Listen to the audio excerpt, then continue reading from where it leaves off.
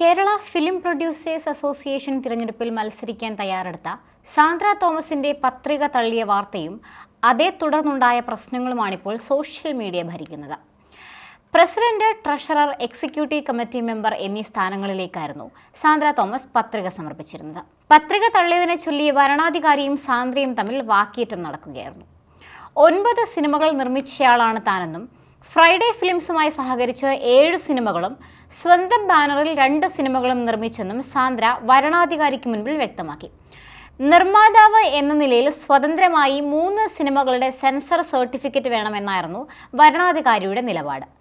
എതിർപ്പുന്നയിച്ചതോടെ സാന്ദ്രയ്ക്ക് കോടതിയെ സമീപിക്കാമെന്ന് വരണാധികാരി വ്യക്തമാക്കുകയായിരുന്നു.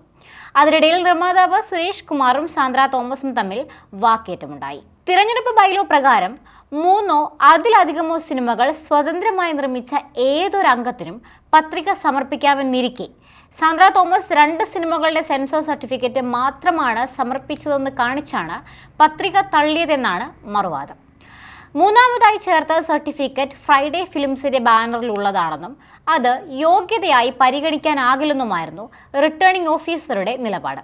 തന്റെ പത്രിക തള്ളാൻ നീക്കം നടക്കുന്നുവെന്ന് നേരത്തെ തന്നെ സാന്ദ്ര തോമസ് ആരോപണം ഉന്നയിച്ചിരുന്നു. അസോസിയേഷൻ തിരഞ്ഞെടുപ്പിൽ സൂക്ഷ്മ പരിശോധനയ്ക്ക് ഒരു വരണാധികാരിയെ നിയമിക്കാമെന്ന് സംഘടനയുടെ നിയമാവലിയിൽ പറഞ്ഞിട്ടില്ലെന്നും നിയമാവലിയിൽ ഇല്ലാത്ത വരണാധികാരിയെ നിയമിച്ചതിനെയും കോടതിയിൽ ചോദ്യം ചെയ്തിട്ടുണ്ടെന്നും സാന്ദ്ര തോമസ് പറഞ്ഞു.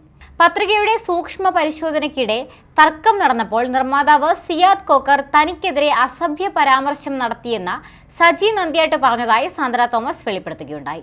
ഫ്രൈഡേ ഫിലിംസ് ഹൗസിൽ പാർട്ട്ണറായിരുന്നപ്പോൾ ചെയ്ത മങ്കി പെൻ, സഖ്രയുടെ ഗർഭിണികൾ, അടിക്കപ്പ്യാരെ, കൂട്ടമണി എന്നീ ചിത്രങ്ങൾ തന്റെ മാത്രം പേരിലാണ് സെൻസർ ചെയ്തിരിക്കുന്നത്. സെൻസർ ബോർഡ് തന്ന സെൻസർ സർട്ടിഫിക്കറ്റ് അംഗീകരിക്കില്ല എന്ന് പറയുന്നതിന്റെ ന്യായം എന്താണെന്ന് മനസ്സിലാകുന്നില്ല. തന്നോട് അന്യായം പ്രവർത്തിച്ച പ്രൊഡ്യൂസേഴ്സ് അസോസിയേഷനെതിരെ തുറന്ന യുദ്ധം പ്രഖ്യാപിച്ച സാന്ദ്ര തോമസ് നീതിക്ക് വേണ്ടി അവസാനം വരെ പോരാടുമെന്ന് പറഞ്ഞു. മത്സരിച്ചാൽ താൻ വിജയിക്കും, അതാണ് അവരുടെ പേടി. മാത്രമല്ല, താൻ അധികാരത്തിലെത്തിയാൽ പല അഴിമതികളും പുറം ലോകം അറിയും എന്നവർ ഭയപ്പെടുന്നുണ്ട്. അതാണ് അവർ എന്നെ അംഗീകരിക്കാതെ ഇരിക്കുന്നത്. ഇനി കോടതിയിൽ നിന്നും എന്തു വിധി വരുമെന്ന് കാത്തിരിക്കുകയാണെന്നും സാന്ദ്ര തോമസ് വ്യക്തമാക്കിയിട്ടുണ്ട്. സംഭവത്തിൽ നിരവധി പേരാണ് സാന്ദ്ര തോമസിന് പിന്തുണ നൽകിക്കൊണ്ട് മുന്നോട്ട് വരുന്നത്. സ്ത്രീകളെ മുൻനിരയിലേക്ക് കൊണ്ടുവരികയാണ് വേണ്ടത്, അല്ലാതെ ഒഴിവാക്കുകയല്ല എന്ന നിലപാടിലാണ് ഭൂരിഭാഗം ജനങ്ങളും.